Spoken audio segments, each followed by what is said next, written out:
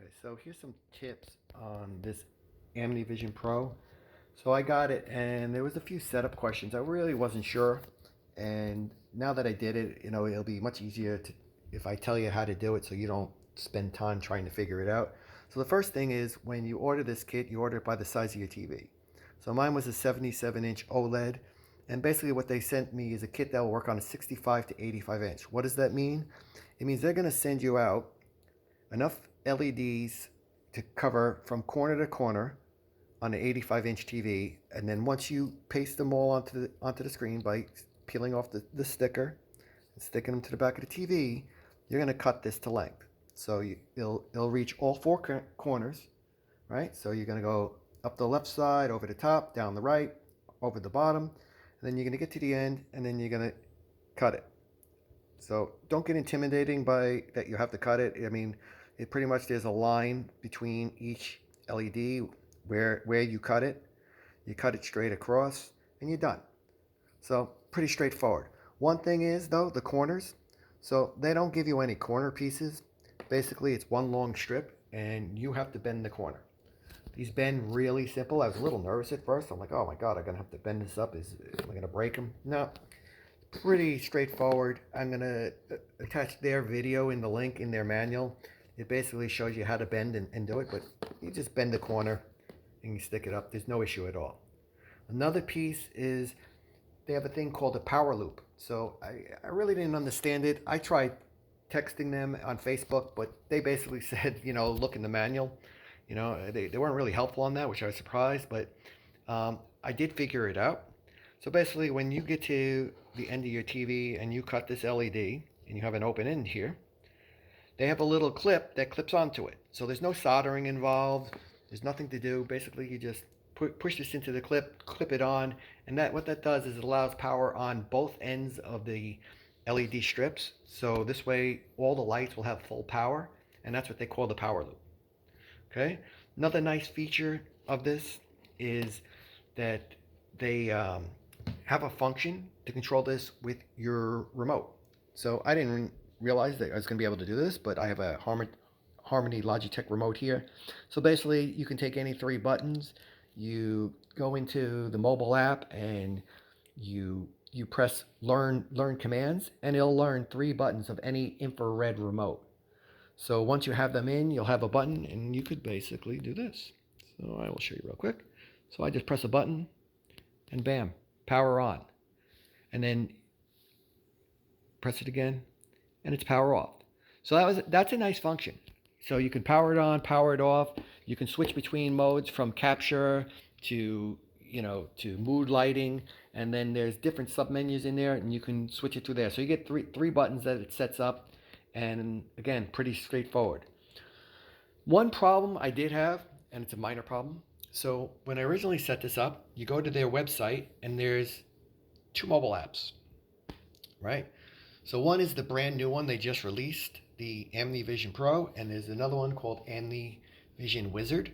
So I couldn't get the Ambivision Pro to originally accept my Wi-Fi. So I used the older one first, and once I got the Wi-Fi set up, then the new one worked. And I mean, it's a beautiful app. They did a great job with this. This is where it really is just so far superior. I mean, right here you see this capture mode, and then it has different capture modes. But when you go into this app, there is just so many things you can do.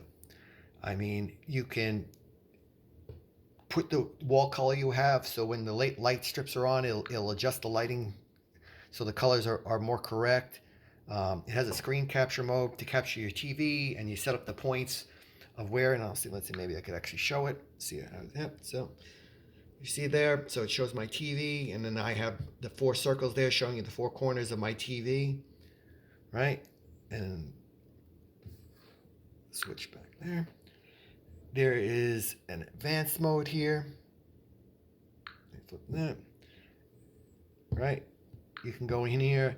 You can sit around and play. And you can. Oh, there's my settings if anybody wants to know. But you can go and you can tweak the colors forever. I mean, I was playing around with this last night for a couple of hours. I was just joking around with it. Camera has a million different settings. It has different offsets, tells you how much of the screen it wants to read, right? If anybody still has a 3D TV, I guess you can use the 3D function. Um, there's just so many different things in here. It really is, and this is just a great app. They did a great job.